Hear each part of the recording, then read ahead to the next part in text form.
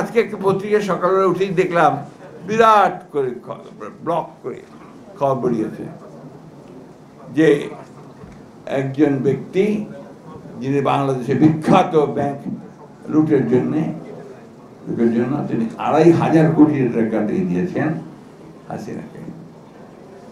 আমি টাকা করি না এ সালাম দিল্লিতে বসে তিনি ২৫০০ কোটি টাকা দিয়ে দিয়েছেন এবং পরিকল্পনা করেছেন যে কিভাবে ওই টাকাকে ব্যবহার করে তারা বাংলাদেশে নির্বাচন বন্ধ করবে এবং হাসিনাকে আবার দেশে ফিরিয়ে আনবে।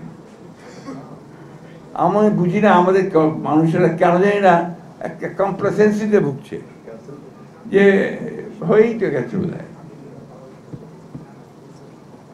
যার ফলে কি হচ্ছে আপনাকে কোথাও ঠিক হচ্ছে না। আপনি বলছেন আপনার জিনিসপত্রের দাম, মানুষ তো আবারও কথা বলে না, জিনিসপত্রের দাম একই ভাবে বেড়ে চলেছে। অর্থনীতিতে আজকে আমার কথা বলি, আমি আমার স্ত্রী আজকে সকালে ব্যাংকে ফোন করেছেন কিছু টাকা তোলার জন্যে, বলছে যে সরি ম্যাডাম আমরা ৫,০০০ টাকার বেশি দিতে পারবো না। তাহলে কোথায়, আমি সত্যি কথা বলছি আপনাদের, তাহলে কোথায় এই ১ বছরের মধ্যে যদি আমরা সেই পরিস্থিতির যদি আমরা পরিবর্তন আনতে না পারি তাহলে কিভাবে কি হবে?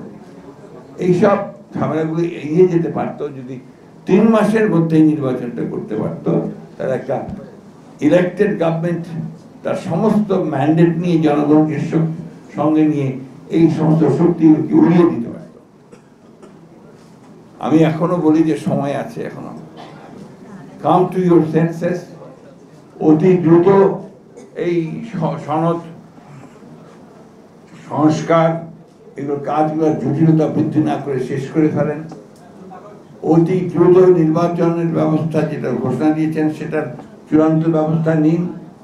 রাজনৈতিক দলগুলোকে নির্বাচনমুখী করে ফেলুন এবং একটা নির্বাচনের মধ্য দিয়ে জনগণের প্রতিনিধিত্বকে নিশ্চিত করুন। এছাড়া কোনো বিকল্প নেই। বসে নেই কেউ, যারা আপনার ফায়দা নিতে চায় এরা বিভিন্নভাবে কাজ করছে।